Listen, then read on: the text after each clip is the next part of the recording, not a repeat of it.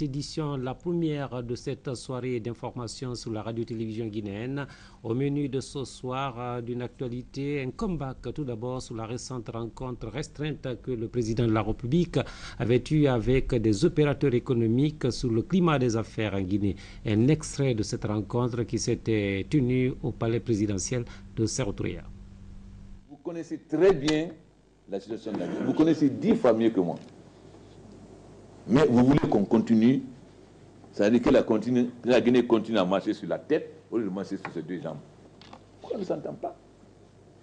Mais dans les autres pays, en Europe, les gens gagnent de l'argent, ils sont riches, mais ils payent la taxe, ils payent les douanes, ils font le commerce normal. La concurrence est normale. Mais vous avez tous intérêt à ce qu'il y ait des lois auxquelles tout le monde respecte.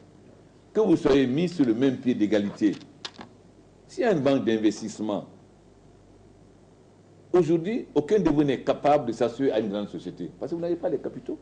Mais s'il y a une banque d'investissement, on vous aide à avoir, on vous avance l'argent pour payer votre part de capital.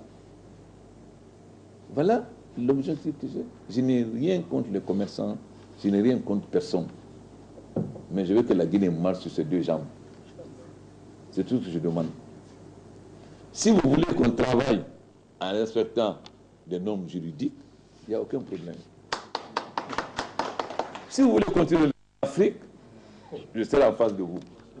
Et je n'ai peur de personne. Je n'ai peur de personne.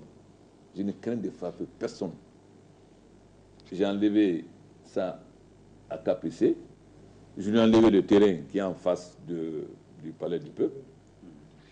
J'ai écrit pour récupérer 40 des villas de l'Union africaine qui ont été construites pour loger les chefs d'État. Je ne pouvais pas inviter beaucoup de chefs d'État parce que j'avais honte, je ne savais pas où le loger. J'ai été obligé de laisser plusieurs personnes alors qu'on a des villas qui ont été construites. Mais je respecte la loi.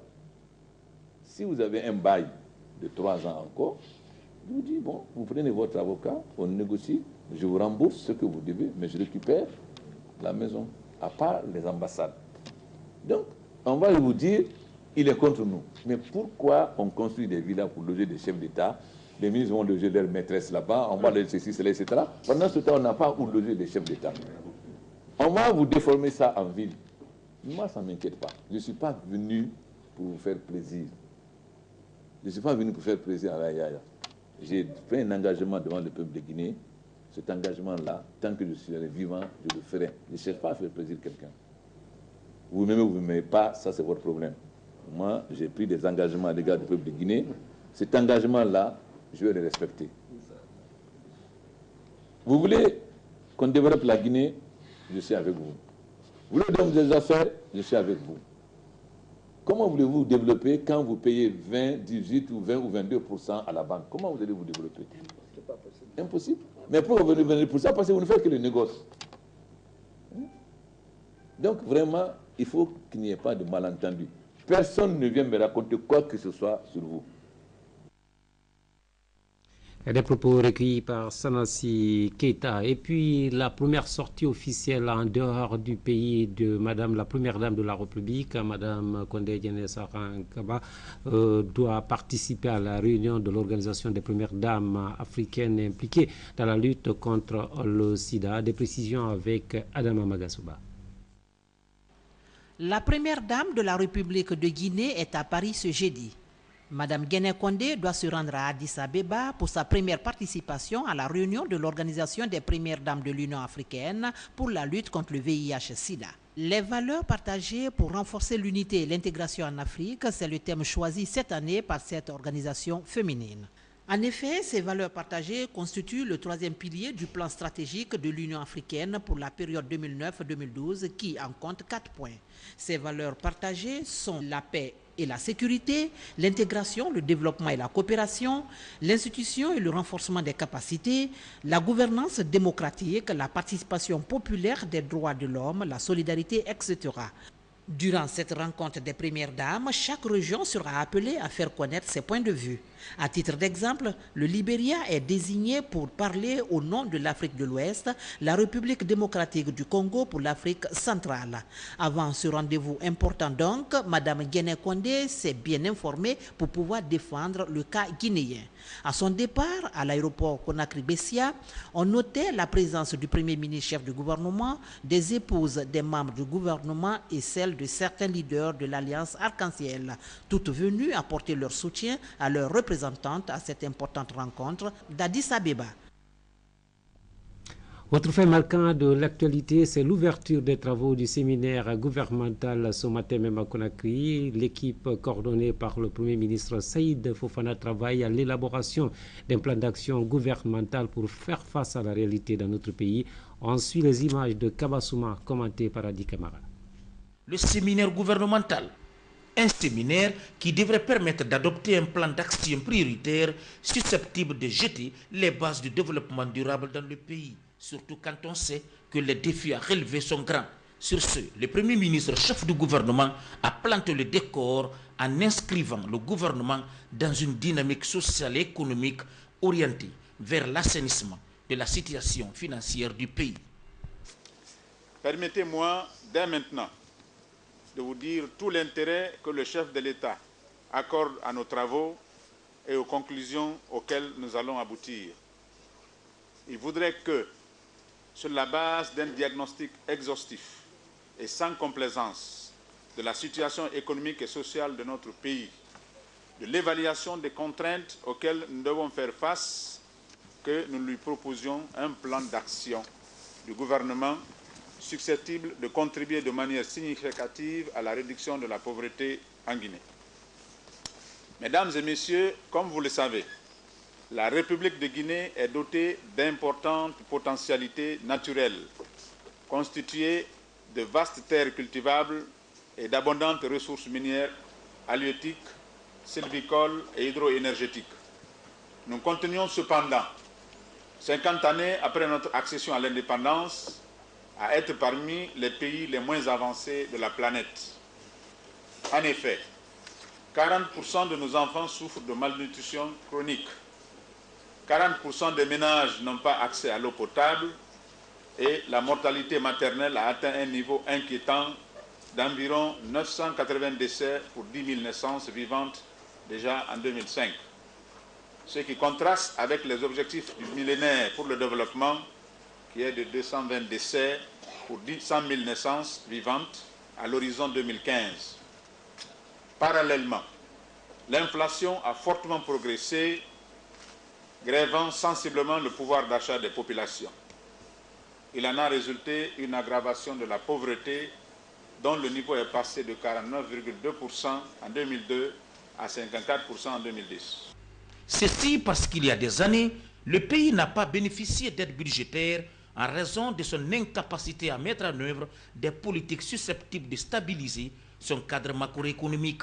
C'est pourquoi le Premier ministre Mohamed Seydou Fofana tient à ce qu'il y ait la restauration de la discipline budgétaire et la reprise du contrôle de la politique monétaire pour renforcer la gestion du cadre macroéconomique. La Guinée peut compter sur l'appui des pays amis et la communauté financière internationale. Mais cet appui et le volume de l'aide que nous recevrons dépendront de notre capacité à gérer notre cadre macroéconomique et à allouer nos ressources aux secteurs retenus comme les plus aptes à alléger la pauvreté dans notre pays. Le processus démocratique que la Guinée a amorcé à l'issue des récentes élections présidentielles, jugées transparentes et crédibles par nos partenaires au développement, nous place aujourd'hui en bonne position pour bénéficier d'opportunités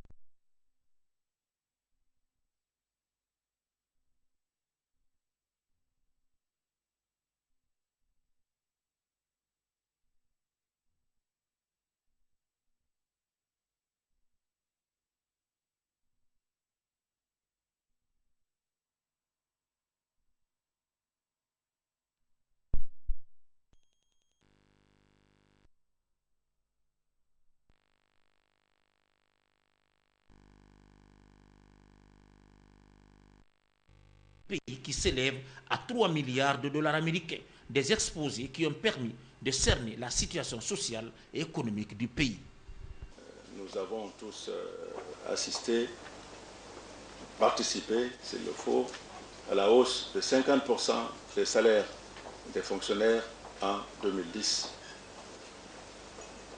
Après cette augmentation, il y a également une augmentation de même niveau pour les militaires dans le courant de la deuxième partie de l'année 2010.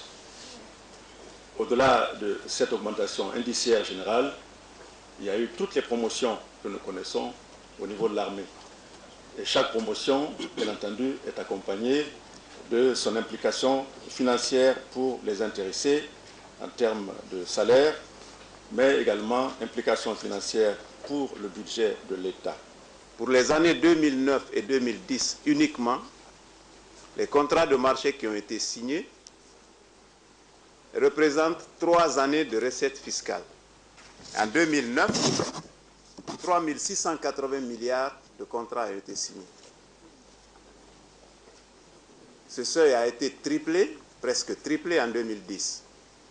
Parce que de janvier à décembre, on a signé 9 681 milliards de contrats. Or, pour la même période, les recettes intérieures encaissées n'ont pas dépassé 4 300 milliards. Alors vous pouvez faire juste un simple calcul. Donc, je pense que c'est l'une des premières contraintes qui pèsent sur le budget 2011. Comme on le voit, durant 3 jours, ces hauts cadres de l'État vont se pencher sur tous les aspects capables de soulager les nombreuses familles à faible revenu en Guinée.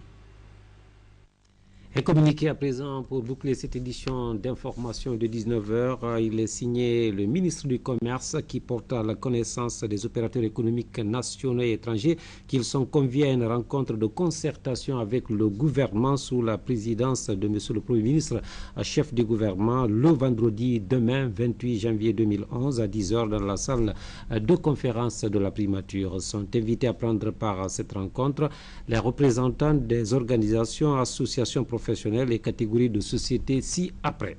L'association professionnelle des banques, l'association des bureaux de change, l'association des importateurs de riz et autres denrées alimentaires de première nécessité, la chambre des mines, les sociétés minières, la Canador, les orpailleurs, les compagnies de consignation maritime, manutentionnaires en douane et transitaires, les exportateurs de bois, de café et cacao, de fruits et légumes, de ferraille, les sociétés de jeux de hasard, loteries et autres paris, les compagnies aériennes, les agences de voyage, les sociétés de rediffusion d'émissions de télévision par satellite, les sociétés de pêche industrielle, les sociétés de transfert d'argent. Et compte tenu de l'importance des sujets à débattre, le ministre s'est compté sur la participation de qualité de chacun et de tous. Conakry, ce 27 janvier 2011, le ministre du Commerce, Mohamed Dorval Doumbouya. Voilà, mesdames et messieurs, c'est pratiquement terminé pour cette édition de 19h. Nous espérons vous retrouver sans doute encore plus nombreux pour le grand journal.